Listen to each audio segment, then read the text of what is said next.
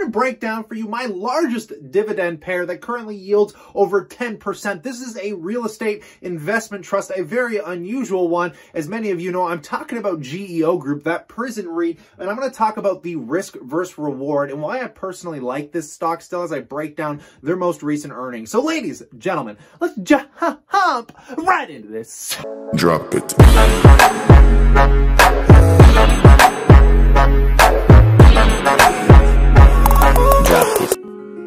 When I got to South Bay, which is where I was released from, they said, we're putting you in COC, Continuum of Care. I knew that I did not want to get out and go back to prison. So I was fortunate enough to get to a Geo facility where they offered me COC. I check in with Miss Sarmiento, is my COC post-release officer. I call her every Monday morning. She calls me her success story. I told her that at my job, I had a chance to get promoted to supervisor. She's like, is there anything you need that would help you get that job? I just mentioned, it'd be nice if I had this. She applied to the director. It got approved that day. She called me back. Guess what? I'm going to send that to you. And she did. Welcome back, my passive income investors. I like to perhaps one of my most controversial holdings aside from Tesla, which is my Geo Group, my prison REIT. And recently they've been uploading a lot of videos to YouTube to try and offer some inspiration on the good side of their company, because as of late, we've only been hearing on the news of the bad side of this company. And in this video, I'm going to break down for you the bull and bear case, why I'm personally bullish on it, and where I think this stock goes in the short term, because this year is going to be one heck of a rocky ride. As many of you know, if you're new to the channel, I've been holding on to this stock for over a year. I was buying it in the $23, $25 range, only to see the stock tank below $14. And man, oh man, you got to be able to stomach the volatility to hold this stock, because there ain't nothing unusual about this stock's volatility, paying out a 10.81% dividend yield. I currently hold about $7,000 worth. I do plan on buying a few more shares with some dividends that I get in, and I'll explain that a little bit later. My average buy on it right now is $20 and almost 30 cents. I want to try and get it below that $20 range while we're still down here. But moving into their most recent earnings, before I get into my bull thesis on this stock, let's just see what's been going on as of 2019, considering how poorly the stock performed. So taking a look at net income attributed to GEO was $166 million, or $1.40 per share. If we look at 2018 prior, their net income was about $145 million. So there is quite an increase on the bottom line since last year. Taking a look at the front end, if you've never heard of this company before, guys, they obviously operate a wide variety of prisons, and this is the most unattractive real estate on the planet. And it's nice to see that they have a lot of global exposure. They have been expanding in Australia. They got some stuff going on in Europe, Africa, but primarily focused in the US, which is where we hear all the heat from on the news. And don't worry, I'm going to break it down. But first of all, let's just see what's going on as of recent. I'm going to throw up the latest earnings call. On a combined basis, these contracts are expected to generate over $200 million in annualized revenues and will support more than 1,200 full-time jobs in the communities of Adelanto and McFarland in California. As George noted earlier today, the state of California recently enacted a new law aimed at phasing out and eliminating private sector contracts for both state correctional facilities and federal facilities. This new law, known as AB 32, became effective on January 1st, 2020, subsequent to the signing of our new contracts with ICE.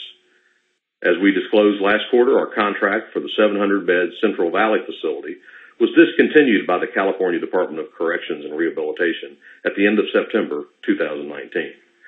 And as George mentioned earlier, the ramp down of California populations at our Desert View and Golden State facilities is now expected to be completed by March 1st and May 1st, respectively.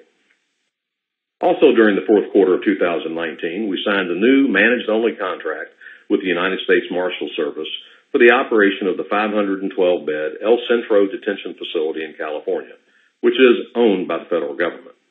We expect to begin detainee intake next month in March. This new contract will have a term of approximately 9 years and is expected to generate approximately $29 million in annualized revenues while creating more than 240 new full-time jobs. Several states continue to face capacity constraints, and many of our customers are facing challenges related to older prisons. In the states where we operate, the average age of state prisons range from approximately 30 to 60 years. Now moving to our international markets, we are currently undertaking a number of expansions in Australia. In the state of Victoria, we are continuing negotiations for a 300-bed expansion at our 1,300-bed Ravenhall Correctional Center, which is expected to add $19 million in annualized revenues. Also in Victoria, we are developing a 137-bed expansion to the Fulham Correctional Center, which will bring the total capacity at that center to 955 beds during 2020. Finally, in New South Wales, we have substantially completed a 489-bed expansion at the Junee Correctional Center, bringing that center's total capacity to 1,279 beds. This expansion is expected to generate annual revenues of approximately $12 million. So considering all the bad news as of recent with California shutting down their private prison contracts and they completely abolished allowing private prisons to come in, and they just got issued this really fat contract moving forward for over a decade in California. So, I mean, it doesn't really make sense between what the media is saying and what's actually going on with the company, which again, I would think would make it more bullish, but it's not really moving the stock price that much in my personal opinion. But how do you value a company like this? How do you see where its futures are going, considering it's some pretty ugly real estate? Well, the way I look at it personally as a basic fundamental to society, if we take a look at how the U.S. is growing, these statistics are going to be variant depending on a lot of different circumstances, but let's just get a general consensus here that says 1.7 million people per year are going into the U.S. The U.S. is growing by 200 people per hour, apparently, which is pretty incredible. I don't know how accurate that is, but we get an idea that, you know, the economies in the countries grow as people have kids and people immigrate in. It's a constant thing going on. And if we take a look at the average amount of people that end up in a prison or in probation or are basically, you know, under the law's wing where they're trying to pay attention to these hoodlums, we'll try and make this cute and clean. So apparently, according to the incarceration rate on Wikipedia here, as of 2016, approximately 1 in 38 persons in the United States were under correctional supervision. That number seems substantially high. So what I'm going to do is lower it a little bit just to get the statistics and give you a broad range of numbers here. Let's just say 1 in 50 people are basically being incarcerated to some extent. So we divide that out between the new people coming into the country and the population rate growing. That means if we do 1 in 50, there's 34,000 people at some point are going to end up going through the Correctional Institute.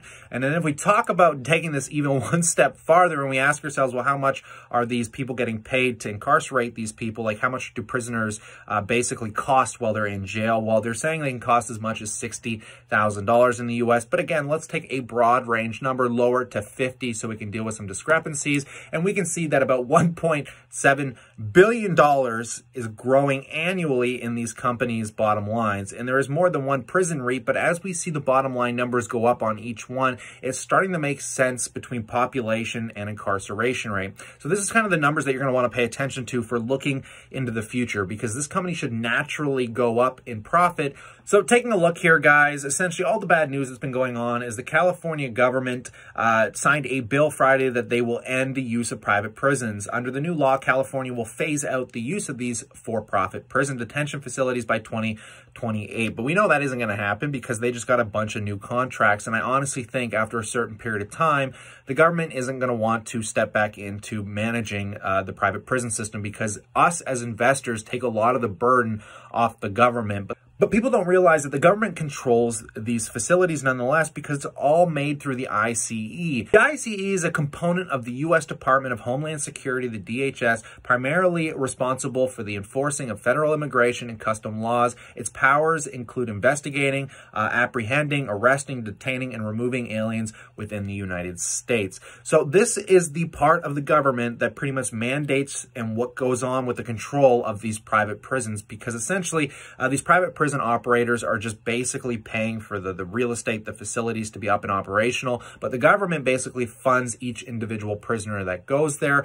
and then these companies will charge for certain commissaries, like if you use the phone for X amount of time, any time over that you will be charged. And that in itself can be a controversial argument and conversation, because a lot of people have issues with charging these people for basic rights. But the problem is do these people deserve basic rights, which is the constant debate that I have as well, because, I mean, we're talking about, you know, serial killers, some of them are pedos, a lot of weird people, right? So, I mean, I think statistically they should be giving back to society in some way, and because all the rights have been taken, for them even being allowed to use the phone in the first place, I think should be a privilege, and they do get free phone service up to a certain amount. So, I mean, there's a lot of little things like this that get involved, and I'm sure you've heard about all the news media about people getting caught up in really bad situations in prisons. Prisons are not good places to be. You are surrounded by a lot of messed up people. Murders happen on a regular basis. These are not easy facilities to control. So you're likely to hear once in a while some really bad stuff on the news. And heck, I've even had friends that were security at prisons, and they said it was a nightmare to some extent, depending on what part of the facilities you were involved with, because, you know, mass murderers all get put into one little group of these prisons. And do you really want mass murderers hanging out with each other? I mean, that's going to come with some problems down the road. Now, the bull case on this is these guys aren't going anywhere anytime soon. A lot of these people get lifetime sentences, are going to be paid for by the taxpayer for a very extended period of time. So this is the way I look at it, is getting some of your tax money back while also trying to help out the system, because don't get me wrong, I don't want to make money off people going to prison. It's not like the underlying reality of why I bought it. I bought it because, like those stories we heard in the beginning, I want to see people do well. I want to see people, you know, go through the correctional facility the way it should be mandated. They learn, you know, they get educated, they come out, they become functioning parts of society. These companies like Geo Group assist them in becoming functionable. I think that's the beauty behind a good portion of this company, and it's really highlighted the unfortunate parts that do go on. But how much do those control the company? I don't think to a large extent, as we can see in their bottom line earnings, absolutely incredible. I just think the news drives the stock price. Now, what is going to happen with this stock over the next year or two? Well, prepare yourself for a rocky ride if you are a holder of this stock. I am a long-term bull here, but in the short-term macro perspective, we're talking about politics. Politics purely run this company because the government is the one paying for the criminals and also putting some money in our pockets here, guys. So depending on who gets voted in and how much they are for or against the private prison system is really going to reflect the stock price. Now, do I think they could abolish it if, say, someone like Bernie Sanders or Elizabeth Warren got in? Absolutely not. I don't think there is no real way of abolishing the system that has now been so massively created. And the only way they could possibly take over the prison system is if they buy us out as shareholders, because you can't just leave hundreds of thousands of criminals up and dry saying no more private prison system, forget you guys, you're out.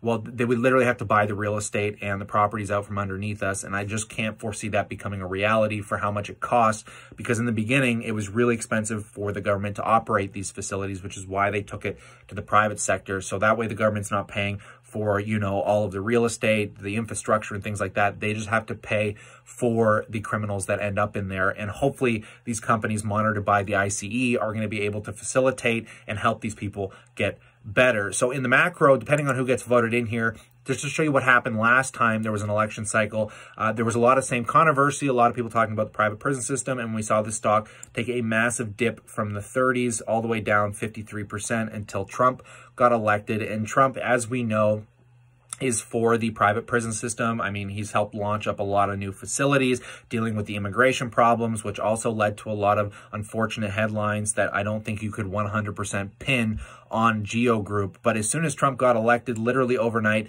the stock pretty much jumped almost 30 to 40%. And then within half a year, the stock was trading at over 100 times, or you doubled your money basically. But I don't want to make a risk gamble association between like making bets on politics and who gets in. But if Trump does get in, not that I care about U.S. politics, I'm a Canadian citizen. Let's not make this a political conversation here. But if Trump does get elected, pay close attention to this stock, because you are going to see it potentially do something very similar to what it did in 2016.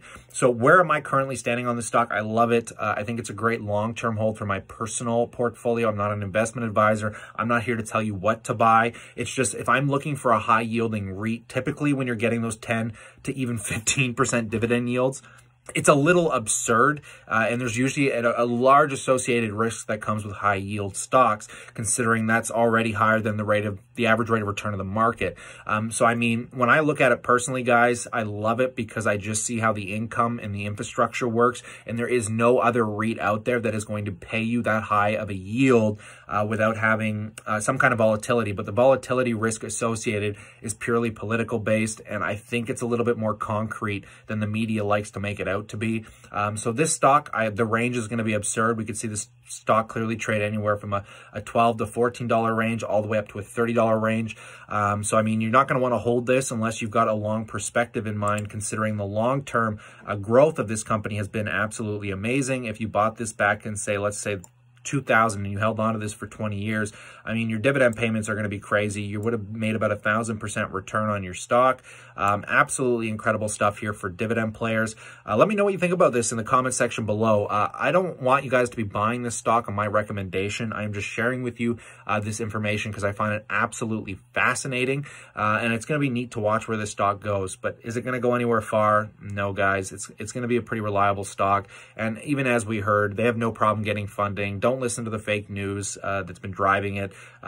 Just some interesting stuff today, guys. So I hope you enjoyed my brief breakdown of this stock. I'll leave the links in the description below if you want to further break down this company's facilities, and if you want to do a deeper dive, which before ever purchasing a stock individually, I suggest doing your homework. And if you hold Vanguard index funds or Vanguard REIT funds, institutionals, holders are the largest shareholders in these companies. So do keep that in mind. We're talking about Vanguard. There's a lot of like BlackRock, large REIT holders that hold ETF REITs. This is one of the main holdings because it's such a large part of the US economy and the REIT sector. But stay cool, stay awesome, guys. I look forward to chatting to you real soon.